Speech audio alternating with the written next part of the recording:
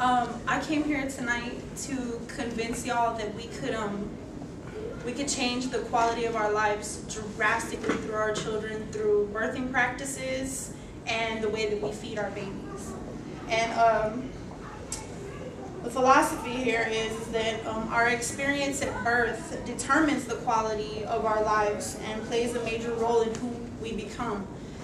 And when we think of a hospital birth, if nobody's ever attended one or given birth in a hospital before, we think of what they have on TV. It goes real quick, and at the end the woman is smiling and everything's great. She just had a baby, but it's not like that at all.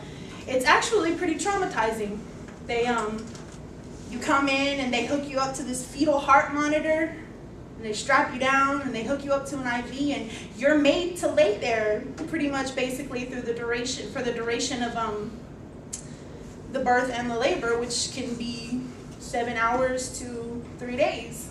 It's a long time to lay down with a big giant fetus in your body like that. And it's even more traumatizing for the baby because of the you come in and everybody's rushing you away into the back room. And those fluorescent lights, you've been in the dark for the first 9 months of your life, and all of a sudden there are all these lights in your face and people shoving tubes down your throats, and I think they vaccinate you for hepatitis A, so you get, I think right away they do it. I'm not 100% sure on that.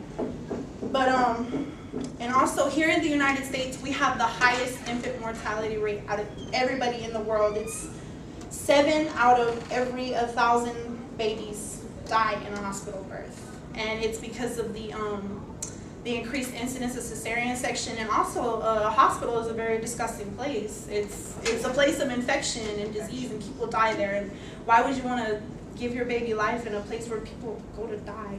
It's scary.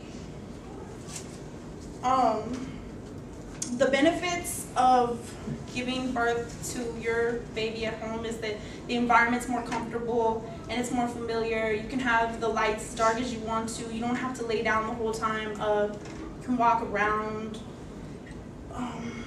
And also it's better for your baby because babies who are born at home have higher IQs and they're just more relaxed children in general. The home birth rate in 2004 was at 0.34%, and thank God it has risen to another 0.29% in 2009.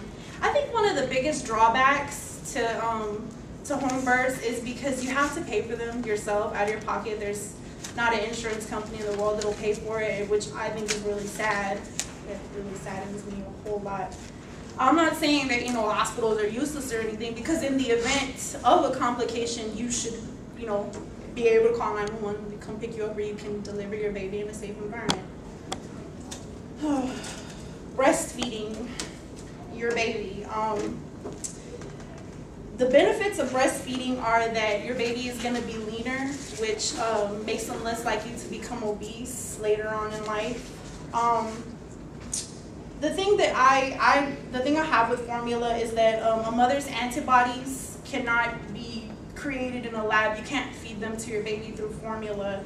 And when a baby takes in the mother's antibodies, it makes their immune system stronger, and therefore they get sick a lot less. They have higher IQs. It's also best for the mother. It reduces her risk for breast and ovarian cancer and type 2 diabetes. And when you think about it, humans are the only mammals on Earth that actually have a choice. Everybody else has to do it. It's natural. It's the way life is supposed to be.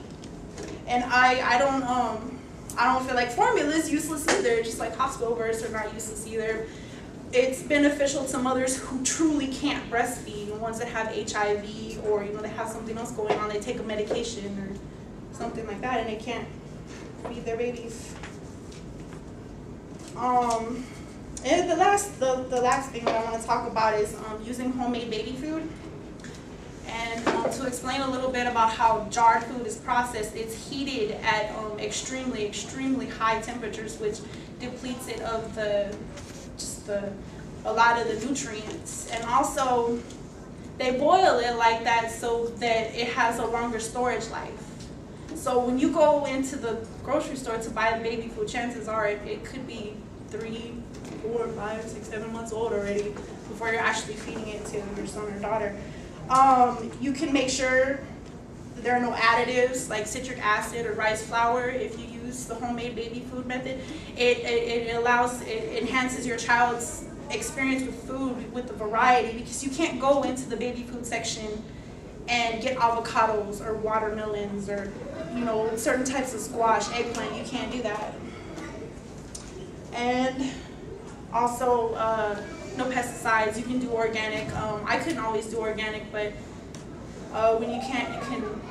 I think there's apple cider vinegar and water. You mix them together and soak your vegetables in it, and it removes the pesticides.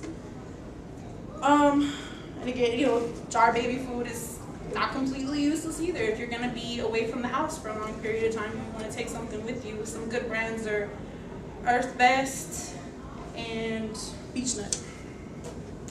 And